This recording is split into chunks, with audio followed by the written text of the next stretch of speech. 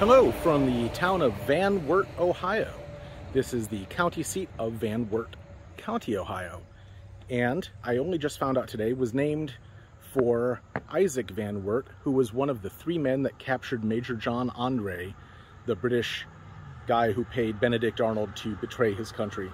So very patriotic corner of America here. This is a really cute little town, about 11,000 people. It is famous for having the first county library in America, and also as the birthplace of Liederkranz cheese, a foul and pungent cheese, which is very similar to Limburger, and thankfully not widely available. It's for the best, trust me. But it is also the home of a lot of beautiful houses and a charming 1800s, early 1900s downtown, which is in the middle of the early stages of a big revitalization project. So it's going to be exciting to see what it looks like now and what it looks like down the road in several years. So join me and we'll explore Van Wert, Ohio. This is South Washington Street, home of some very, very pretty houses. Lots of vernacular architecture styles, but a good variety of them. Just some pretty classic American arts and crafts, bungalows, and of course the occasional castle thrown in for good measure. It takes a certain kind of person to build a house like this, but you gotta dig it. According to this sign, this would be the Hughes Castle, and if you're interested, it is for sale. Looks like the sale is pending, so you may have already missed your opportunity. Still, absolute work of art right here in Northwest Ohio. Look at the front porch of this house. Just stunning stone. Across the street, the Presbyterian Church. Beautiful. And this is the art center. You can tell, even if there wasn't a sign, that someone was feeling artistic and no longer felt that the sidewalk should go in a boring, ordinary, predictable, straight line, but you know, something slightly more fanciful. I'm okay with it. I'm here for the walk, so makes it a little more interesting. And as we cross over the Town Creek Bridge, we're going to come into downtown. Almost more of a canal than a creek at this point, at least through the city. Still, it's kind of interesting, and there are actually a variety of interesting bridges going over this thing. This one strikes my fancy, so I'm going to walk half a block down and go over this one. I've found some kind of a nut tree here. I'm not sure what it is. It's not a buckeye tree, but it's similar. Here's some of the nuts I picked up. I'm thinking maybe a chestnut of some kind. If any of you know, let me know. I'm not sure. Horse chestnut, chestnut.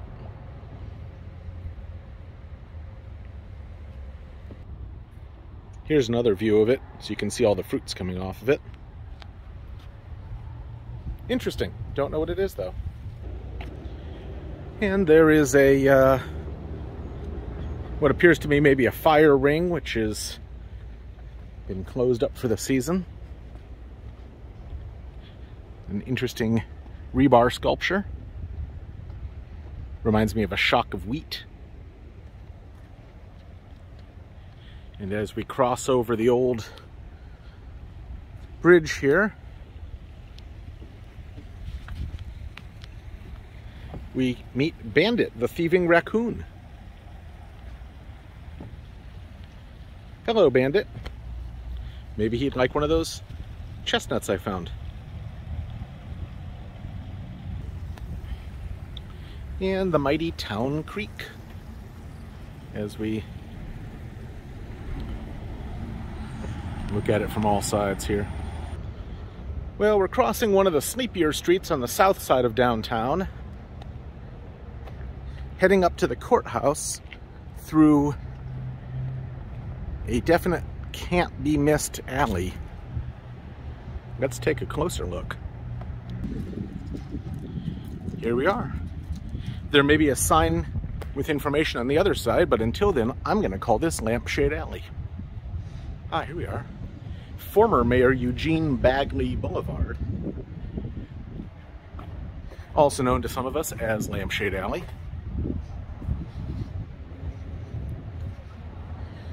What a fun way to make an alley an inviting centerpiece to your town. I bet in warmer weather, in the summer, there's chairs at these tables and people can enjoy their coffee and luncheon here. Maybe listen to someone tap the ivory for a little while. And this takes us out to the Van Wert County Courthouse. Those of you not from Ohio may not realize just what a big deal these antique county courthouses are around here, but every county almost tries to outdo every other county, and this one's no exception. What a stunning, stunning piece of architecture. And we come out here by what was an old movie theater.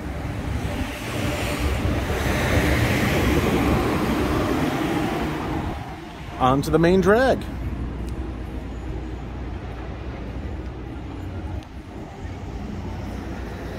The Florist. Go Cougars. And what do you have here? Oh, martial arts dojo. Some more Van Wert information. Economic development, county foundation, realty. Now here at the Tuxedo Source, Mengarinks, not sure how you say that, is a pretty neat sign showing you the upstairs is obviously a Masonic lodge, and there's all the different Masonic orders that are housed here. Kind of a neat looking sign. I bet it lights up at night and it looks pretty cool. A little bit of construction here.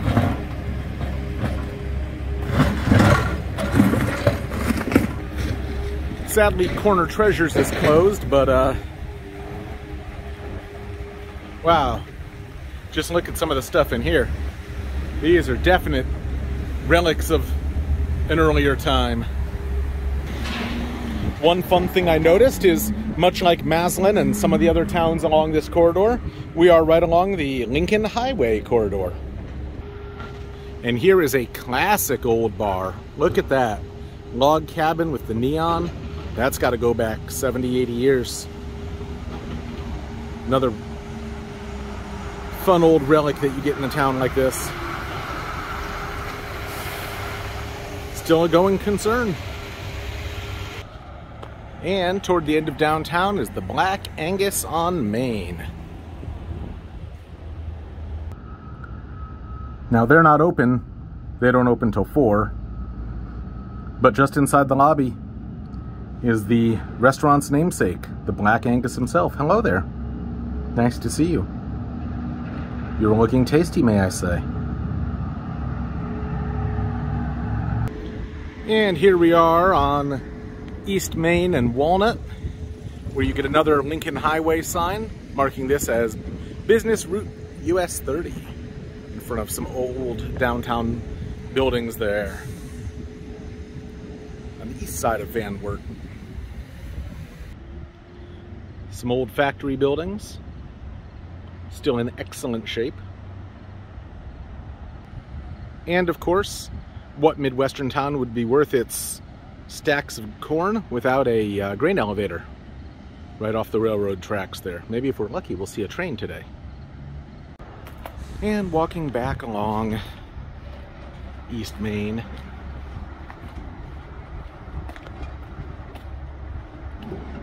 an old newspaper box. It's actually a current newspaper box. It appears to have today's newspaper in it.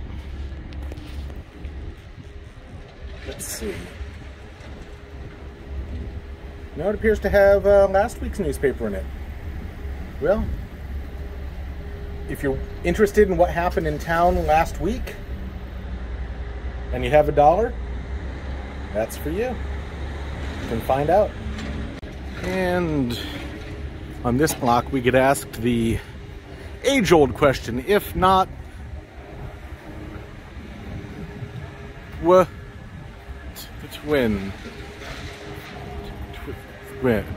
If not now, then. But they saved a few words. I got it. Clever. Almost too clever for me. And what I thought was a old movie theater actually appears to be the old Hotel Marsh, now that I see the sign. So that's pretty neat. There, the old hotel. Hotel Marsh, it says up top. And here's your Lincoln medallion on one of the old stone markers for the Lincoln Highway. Right here. And there's the top of the Hotel Marsh, built 1912. Beautiful, beautiful brick structure. Now, I have come across the nationally famous, since 1924, Bagley's Coffee Shop. Homemade pastries. Dale and Don Davies, your host. All right, here's the entrance to the nationally famous coffee shop. Hi.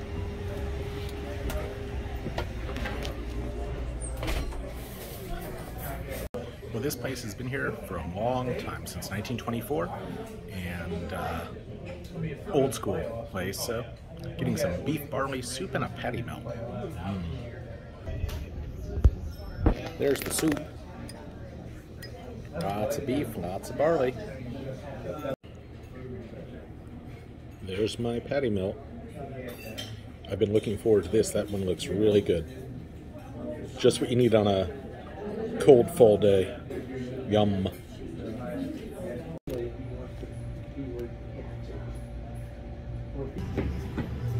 Well, you could see from those awards and prestigious decorations, including one from the state of Ohio and several from the town and county, that this is one of the, if not the, best restaurant in Van Wert, Ohio. Been here almost 100 years. Patty melt was amazing. Highly recommend it. All right, let's take a look at some more of Courthouse Square.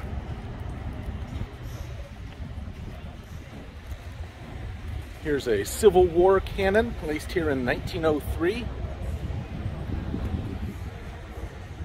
And what appears to be a very tiny little church right next to the City Hall. There's the City Hall again. And on the south side of Courthouse Square, there's the Municipal Court and the County Annex building. Kind of a fancy old building there. And a very lovely old clock tower. Painted a fun shade of orange-red there. And over here we see the site of the apparently now former Van Wert Bootery. What a great name, what a great sign. Manny's Van Wert Bootery. Looks like this building is in the process of becoming something else. Got some construction going on here. And we are on the corner of Washington and Main. This is it. This is the heart of Van Wert, Ohio. Boy, those trucks are loud coming down the main thoroughfares. Gets a little quieter as we head off from the main intersection. There's a juice bar. Looks like some coffee as well. Lovely old building with the gilded copper bay windows. Always love that style. And some super fun Halloween decorations in the window here. An outdoor seating area for the cafe, chicken deli, ice cream bakery. What is this? The Truly Divine Bread Company. Looks pretty tasty. Luckily, I just ate. And as we head to the west side of town, we come across one of the truly special and remarkable things about this little town. The Brumback Library, established 1901. This is the first county library in the entire United States. It was actually a very novel thing to be done at the time. The story goes that in the late 1800s, a group of local ladies formed a library society because they decided the town needed a library. It was growing and prospering, and that was the next step. So they started the library society, bought some books, rented a room, but they realized very quickly that once the money started to run dry and volunteers would run dry eventually, the library wouldn't last. So they needed a way to give it longevity. This came in the form of an amazing, once-in-a-lifetime, literally, offer from Brumback, who was old, and he bequeathed his life savings to forming a library with the caveat that it served the entire county. This was not a thing that had been done.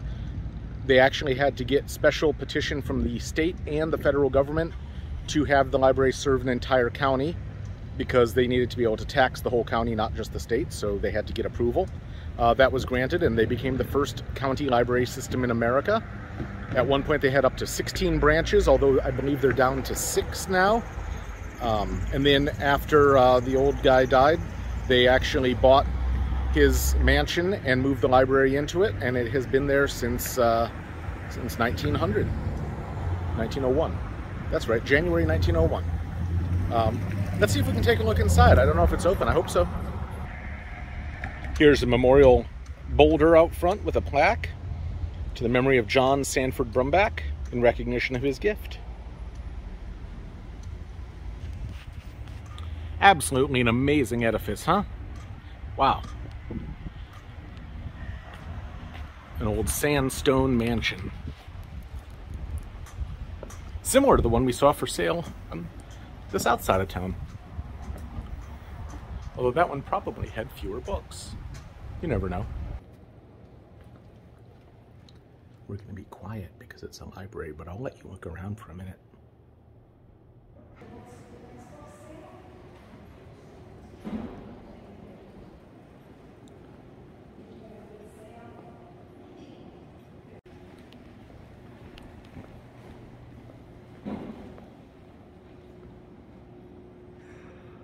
Wow, this could be the classiest looking library reading room I've ever been in.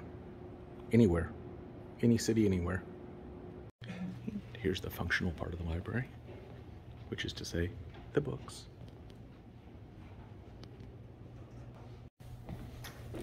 Going up the stairs.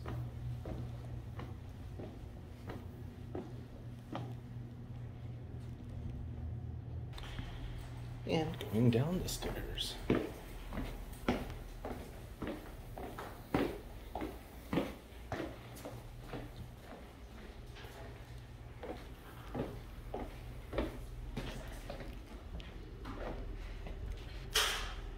And here's the children's room. Here's photos of some of the original patrons of the library, the Brumbacks and the Reeds, and Richard Brumback Reed, who died in World War I. Handsome guy.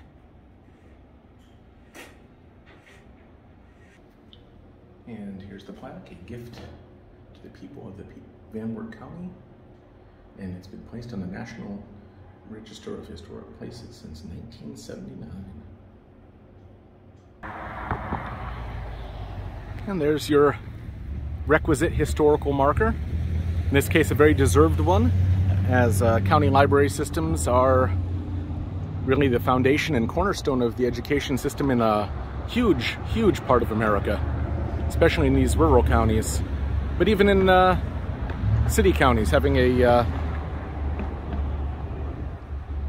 county-wide system in Franklin or Cuyahoga or Hamilton County goes a long way toward making sure that everyone gets equal access. And that's the whole point of the library system, isn't it?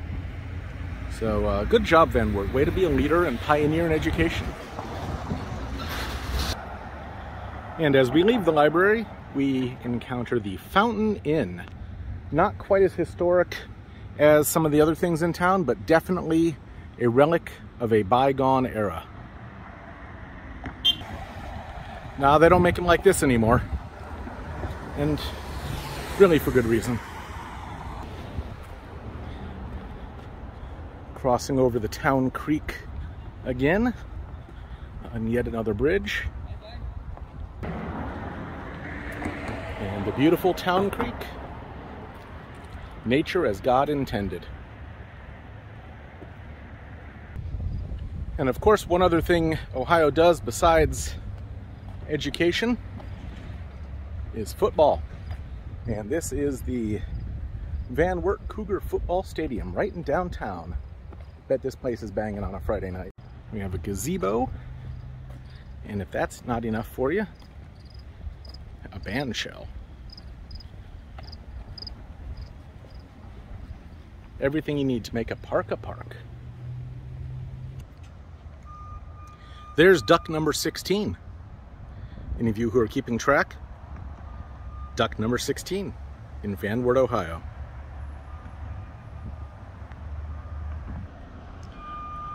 We get a look inside an old abandoned downtown department store here, being rehabbed as we speak. Here's the entryway. Back in the 1900s, this would have had all the ladies' dresses and men's suits, shoes, all the wares for sale. And it became an antique mall. And now, like much of Van Wert, it's going to become something else. It's hard to understate the amount of construction and rehabbing and refurbishing that's going on in this town. I've talked to a couple of people here, and one guy told me that there were 32 properties available for sale 2 years ago, and all but 1 or 2 have been snapped up and are being fixed up. So maybe in a couple of years, this town is not going to look like it does now, and I mean for the better. Not that it's a bad place. I mean, how many places do you know that have outdoor seating where you can sit out there and dine by the semis? Even the Chinese restaurant offers street-side dining.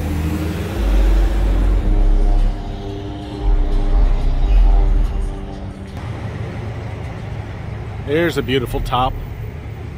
Wow, look at that. One last view of what I imagine will soon be considered a national treasure, the wild and scenic wonder that is Town Creek. And the wild and scenic wonder that is Wild Willie's. Home of a salad bar, subs, stromboli, pasta, pizza, and of course, a cow zone. And here I've come across this beautiful bell, Mcnealy's Rotating Yoke, made by Mcnealy's in West Troy, New York in 1864. And it's about as shiny as the day they made it. Boy, I'd love to hear what this one sounds like. Love old bells. Nice, beautiful brick house here. And another beautiful brick house here.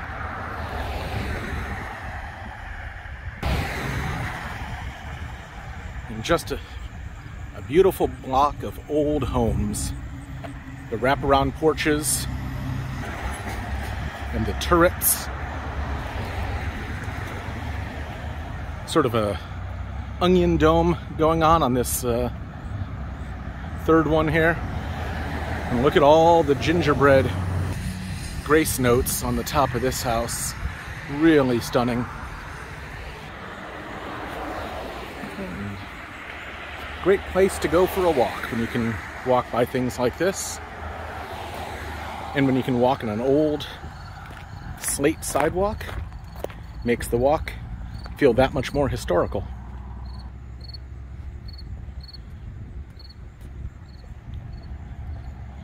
Here's a beautifully kept up house.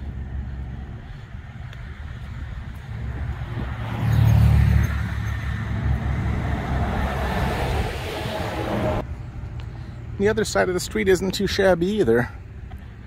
Don't want to leave these guys out. Classic architecture here.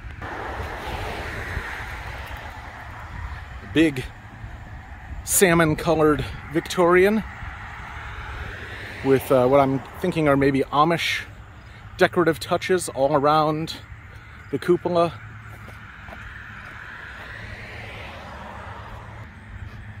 And someone who took what I'm guessing is an old, maybe Italian design and made it as modern as they could, even with the farmhouse siding and the aluminum back. Kind of like it, not gonna lie.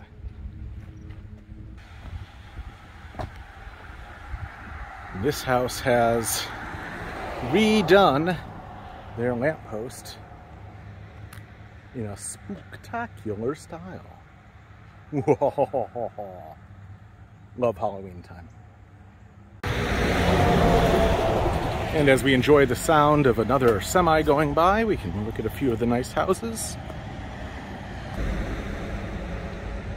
I like this one a lot. The tile roof is beautiful. And a nice, giant old house here. Some more Halloween decor. And some more nice houses. Back to the vernacular architecture here. The stained glass window on the side of this house is giant and beautiful. Another lovely home, beside another lovely home, beside another lovely home. You get a lot of that around here. Look at this beautiful Tudor house we have here. Absolutely gorgeous, half timbered, lions on the front porch. What more could you ask for? I know what you could ask for. Another very old bell. This one is almost in better shape than the last one. It's really perfect. Also the Mcnealy Bell Foundry, Mcnealy and Company, West Troy, New York, 1879. Well, no wonder it's in great shape. It's newer than the other one. When you see a wrought iron fence like this, you know the house behind it is going to be something special. And in this case, you would be absolutely right. Look at that. Now that's a work of art. This house is the House of Seven Oaks, designed and completed in 1895. And this is a statue of Marie Harrell, the founder of Camembert cheese, which was located in front of the old Borden Cheese Company, now gone, here in Van Wert, Ohio. There she is holding her famous cheese. And here on the north side of town, I've come across the Van Wert Historical Society, which unfortunately is only open on Sundays. This is not a Sunday, but we can look around the grounds. Here are two of the original 1891 Van Wert County jail cells. This is high living in 1891. I bet a lot of drunk people woke up here wondering what had happened and who they needed to apologize to. Here is what appears to be currently not functioning, probably a you-know-what thing, but was at one point a very decorative water fountain, or bubbler if you're from Rhode Island, and some benches from Discover Van Wert County displayed in 1992's Ameriflora in Columbus. And there's some memories for someone. Not me, but I'm sure someone. And here's the old Van Wert station with a Pennsylvania Railroad caboose. 1951 Pennsylvania cabin car class N8 caboose. I didn't know that. I read the sign. Now this is not part of the Historic Society. It is across the street from it, but the decoration alone was worthy of at least a brief mention. And I did. I mentioned it. Moving on. If we didn't have enough Town Creek footbridges in town, there are also some of the Town Creek footbridges that they have saved and moved here to the historic annex. This one was built in 1890 and is currently in use by a black squirrel. There he is on the footbridge. Hi, squirrel. Don't want to bother you, but nice to see you. Now here's a jail cell you don't even imagine really in your worst dreams. Vintage jail cell, that's all it really tells you. By the E.T. Barnum Iron Works, manufacturers of jail cells in Detroit, Michigan. Yeah, good place for that. And here's where your cot goes. And I guess you just pee through one of the many convenient openings, since there doesn't seem to be any other place to do your business. Not that that's a good idea at any time, but back in these days, it does not appear that you wanted to be sent to prison. Wow. Moving on from the many jail cells is a very, very old log cabin. And inside the cabin, it looks like an old log cabin would look, even with the old rafters. Sadly, of course, it's not open, but it looks like it would be a fun place to come visit. So come by here on a Sunday between the hours of 2 and 5, and you can go inside. Now here's a highlight. The third bell I've seen in town. This one appears to be Fredericktown Iron Works. Crystal metal. I don't know what year it's from, but I do know it has a string, which means this one we can hear. I'm excited. You ready?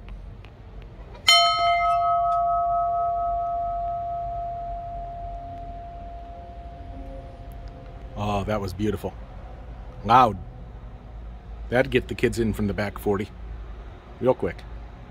And out behind the house, a water tower, an old privy, a garden, and some bee skeps. This is how farmers got honey from bees before they thought of how to use modern style hives. And you still see bee skeps in colonial designs and art and prints, and on the state seal of the state of Utah for some reason. Bee skep, your word of the day. And this is an old Lincoln Highway tourist cabin. You still see these in a few places, upstate New York and out along Lake Erie. I've seen a couple of tourist camps. Each person gets their own little cabin. This one is from the 1920s.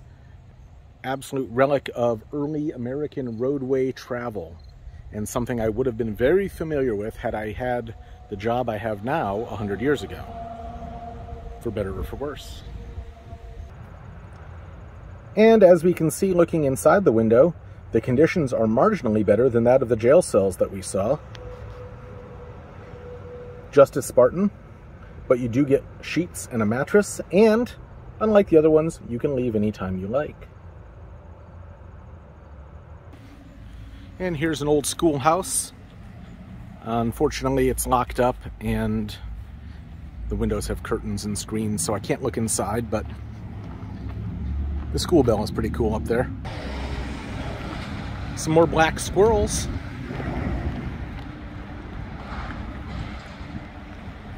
There he is. Hey, squirrel. And a very fancy gazebo, which you can use to watch the passing semis. Glad I went up to this part of town. There's some neat stuff on this end. Well, that was a nice, interesting walk through downtown Van Wert, Ohio. I'm back in my car, have about 75 miles from here to Toledo, my next stop. And thank you so much for joining me as always. And again, please leave a like or subscribe or, you know, a comment telling me what you think of the video, whatever you want to do. Interact in some way. I like to know that people are out there watching this. And thank you again so much. I appreciate it. And I will see you next time. Bye.